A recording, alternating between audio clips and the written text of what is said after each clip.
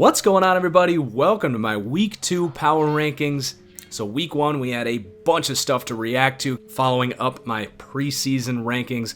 Now in Week 2, not quite as many big swings, but still a ton of stuff to talk about. So without wasting any more time, we're going to get right into it here, starting at the bottom with the Buffalo Bills for the second week in a row. Now I will start by saying Josh Allen in his rookie debut looked pretty good. He's got a lot to learn, obviously, but looks pretty comfortable back there. The issues here definitely don't seem to be accuracy like everyone was so worried about. So I do think throughout the season we are going to see people slowly ease into the idea of Josh Allen being pretty good here. That said, everything around him offensively is miserable, and a big surprise here is the defense in their home opener came out flat. So it's going to be a rough season for the Bills. And then at 31, the Oakland Raiders. Now, they almost went into Denver and won, and Derek Carr definitely responded in this game. The offense looked much better, but I still don't trust that defense. I still think the offense has its flaws. Still don't think it's a very good football team. And then number 30, we got a big mover here. This is the biggest movement of the week. The Arizona Cardinals dropping 11 spots. This team has really disappointed me this year. They're setting up to be one of my worst calls, so I ranked them originally in the low teens. Now, I never thought the offense was going to be great, but I thought it was going to be better than this. They've scored 6 points in their first 8 quarters of football. We're going to see Josh Rosen pretty soon, if not this week, but the defense has been really surprisingly bad as well. So this is just a very flat football team. They had no business staying in the top 25, really. And then number 29, the Cleveland Browns moving up despite a loss. Look, this defense is absolutely legit. I don't think the offense is very good, but you've got a bunch of guys breaking out here. Notably, Larry Ogunjobi for the second week in a row on the interior of that defense has been killing it amidst a bunch of really good young players on that defense. And then 28, the New York Giants coming out absolutely flat on Sunday Night Football. The addition of Saquon Barkley has really not sparked this offense much at all. It's just more of the same from the last 3 seasons. Eli Manning just running for his life and not even looking that great when he has time to throw. Defense is whatever. This is not a very good football team. 27, the Miami Dolphins. A 2-0 football team getting off to a surprisingly good start. Now, I'm not ready to buy in just yet. The Titans game was really weird. Nice win on the road against the Jets. And they've got Oakland at home again here week 3. So they could get off to a 3-0 start, and I still might not be ready to jump in on this team. I think they're a scrappy team, well-coached team, a mentally tough team. I just don't really love their talent at any position, other than maybe edge rush. And then number 26, the Tampa Bay Bucks. Look, 2 crazy big wins against the Saints and the Eagles to start the season. Everyone had this team pegged for 0-2, myself included. So I'm moving them up 3 spots. I'll give them their credit. They have been explosive as all hell on offense. The new play calling has been great, but I'm still not all in on this team. Look, they're going to play Pittsburgh on Monday night this week. They are at home. If they can win that one, that's 3 straight wins against playoff teams from last year. It's going to be really hard to chalk this up as a fluke, but we'll see. 25, the Detroit Lions. They responded pretty well. They played a lot better than I thought they would in San Francisco. A lot of that was garbage time at the end of the game. San Francisco was up 2 scores in the fourth quarter, but they didn't just fold over like they did on the Monday night game. So I still like Stafford, but just don't love the rest of the team. Love what we're seeing from Kenny Golladay, though. Dude's such a beast. 24, the New York Jets. Tough loss at home. Look, this team's going to be inconsistent all year. Rookie quarterback and not a lot of talent. I do like them on the defensive side of the ball, and there's games where Sam Darnold's going to look really good. And then there's going to be games where he's going through learning curves, just like this one. And then number 23, we've got the Chicago Bears here. Now, people are going to freak out that I've got them ranked ahead of the Seahawks despite winning here on Monday night. Look, that's a perfect matchup for the Bears. They're at home opener. This is what we expected here. I still have major questions about this offense. Mitch Trubisky, highly inconsistent in his first 2 starts here. Love the defense, just not a team that I can really trust as a top 20 team right now. And then at 22, we got the Cowboys moving up a couple spots, responding pretty well to that tough Carolina loss. The offense looked much better. It's still not a dominant offense, but they hung in there, and this defense really took advantage of the Giants, specifically that offensive line. The strength of this Cowboys defense, I think, is that pass rush. And then at 21, the Houston Texans really coming out flat in Tennessee. I thought they were going to dominate this game, and they really disappointed. just not really showing that spark that a lot of people, and somewhat myself included, thought they were going to show, with just huge impact performances from their star players. Hopkins, Deshaun Watson, J.J. Watt, Jadeveon Clowney was out in this game. This is not a deep roster, and when you don't have stars really elevating everyone else, like they really haven't been to this point, to the level I think they're capable of, this Texans team is all of a sudden just not that intimidating. And then the Titans at number 20. I just couldn't rank this team above the rest of these teams above them. I think they're fine. They've got a lot of depth, but like I've always said about them, they don't have an identity. They don't have any star players. I just don't know who this team is. I don't think they know who they are either. And it's really hard to game plan when you don't have any true strengths. It's pretty easy to game plan against as well. And then 19, the Panthers picking up a loss this week. They're going to have a tough time without those tackles. The defense faltered a little bit this week in Atlanta, so they're going to drop down a spot. Then the Redskins did not follow up their breakout performance in week 1 at Arizona with a whole lot. They lose to the Colts at home this week. The offense did not look as good as it did in week 1. So they're going to come back to earth a little bit. I still think it's a good football team. And then the Colts are going to jump them. Andrew Luck is back, man. He looks great. But this defense, like I've been saying all offseason, is underrated. They have one of the best D-lines in the NFL. Jabal Sheard is a stud that no one wants to talk about. Darius Leonard stepping up as an impact player as a rookie. Malik Hooker coming back. They've got some players that will become more household names by the end of this year. I do think this AFC South is becoming much more clear between the Colts and the Jags for me, whereas 2 weeks ago, I had no idea. And then 16, the Cincinnati Bengals, moving up 7 spots this week. They start off 2-0. We knew this defense was going to be good. That pass rush is legit. They've got an underrated secondary with William Jackson. Now Jesse Bates emerging as a stud free safety. But a surprise has been the offense. The offensive line, the improvements they made this offseason paying dividends. Andy Dalton having more time to get the ball to his playmakers. Just a really solid football team. And then 15, I am still going to stand by the Seattle Seahawks here. I still think it's a crazy underrated defense. This team has yet to play a home game. And for a team whose biggest weakness is that offensive line, they have now had to go on the road and face Von Miller and Khalil Mack, and they've played both those teams tough. Now, the Bears just pulled away late in this game, but the Seahawks had a chance in the fourth quarter to actually go down and take the lead. So I'm going to stand by the Seahawks team for a few more weeks. I think they can bounce back. They have a ton of injuries right now, too. So moving on to 14, the Denver Broncos, 2-0.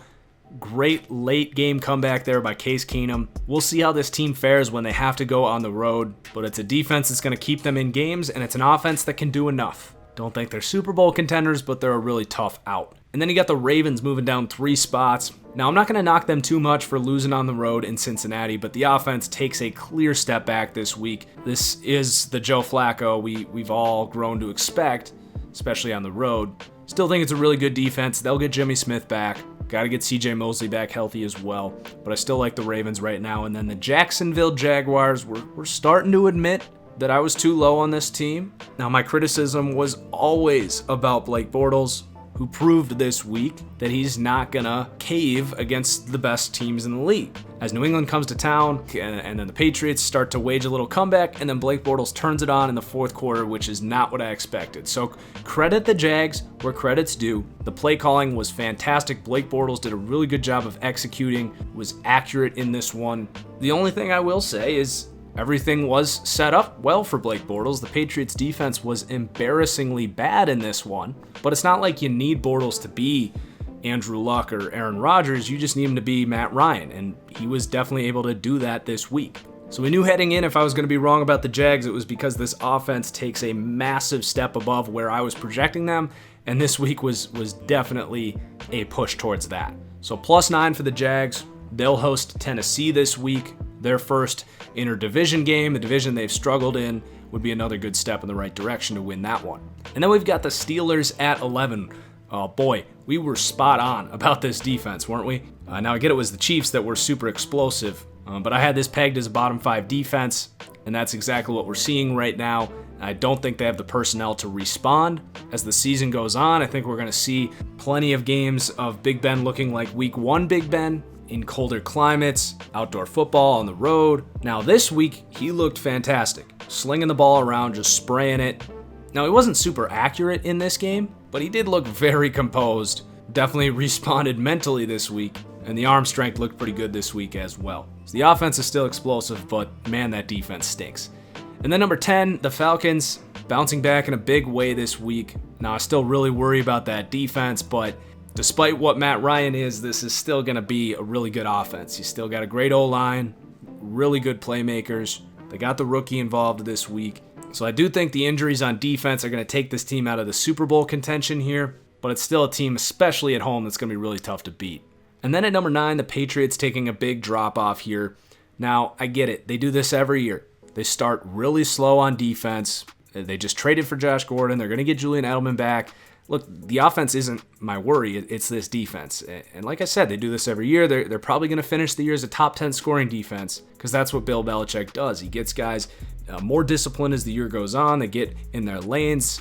They basically make the other team make mistakes and don't give up big plays, which is the opposite of what happened in Jacksonville this week with a ton of big plays. But I've always been critical of that approach because when you have to go against Aaron Rodgers, Andrew Luck, maybe even Patrick Mahomes this year, the Steelers and the Chargers, it's risky begging these teams to make mistakes instead of letting them pick you apart with superior athletes and personnel. And I think we're seeing a better AFC right now than we've had over the last couple of years. And I don't think this is the first time we're sitting here with serious questions about this Patriots defense, namely being that pass rush. They just don't get after the quarterback. And I know Trey Flowers left in this game, but it's not like he's some premier pass rusher, and he's the best guy to have. So let's move on. Number 8, the 49ers moving up. They take care of Detroit at home. Now, I believe they get Reuben Foster back on that defense next week. It's going to be a huge spark for a defense that it's been okay to start the year. But I think it's going to be a huge boost for that defense. I think the offense is going to continue to start clicking more and more. They're going to get Goodwin back soon, and we'll slowly start to talk about this 49ers team as more of a threat, even though I think they really are. Number 7, the Chargers. Now, after seeing what the Chiefs did to the Steelers this week, that week 1 loss doesn't look quite as bad. They go into Buffalo, take care of business. Phillip Rivers had one of his best games on film, I thought, in a long time. He looks fantastic. This offense is so good. And the defense looked pretty good this week. I know they struggled in week 1, but they're without Joey Bosa right now. He'll be back in October. You still got a great secondary. Derwin James had a bit of a breakout this week. I think all this team really needs is to garner a few wins in a row and really get that confidence and momentum, and this is going to be a dangerous football team. And the number 6, New Orleans staying put this week. Defense responds this week, but the offense took a step back. That's the beauty of this team is, when one side falters a little bit, I think they got talent on both sides of the ball to pick up the slack. Now, week 1, I think that's going to turn out to be an anomaly. I don't see this being a defense that's going to give up 45 points every week. I think it's much closer to what we saw this week, in that 18 to 30 range. Then we got the Chiefs, big +2 this week, making their way into the top 5, becoming the highest ranked team in the AFC. Look, the defense is not good. They are going to get Eric Berry back, which will be a boost. But this offense, man, I'm in on Mahomes.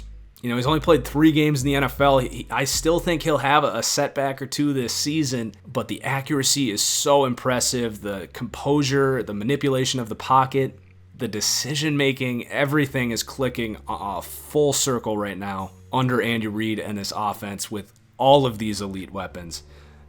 It's just fun to watch. And then the Rams moving up a spot. Look, they have taken care of business and looked dominant in both of their games. But right now, those wins are against the 31st and 30th ranked teams in my power rankings. Now, this team's going to play the Chargers this week at the Coliseum, the battle for LA. I think this is the game of the week. So excited for this one. I wish Joey Bosa was playing because I would love to see these two teams at full strength playing each other. And I do think the way you beat the Rams is you make Jared Goff panic, because I do think that is the biggest weakness on this team. I still don't think Jared Goff is very good. They are just incredibly strong at basically every other position outside of linebacker and edge rush, and their coaching is great. So we'll see how they look against much better competition this week. If they come out and dominate the Chargers, they're probably going to end up being number 1. And then number 3 here, we got the Philadelphia Eagles dropping a little bit. Now they're going to get Carson Wentz back this week.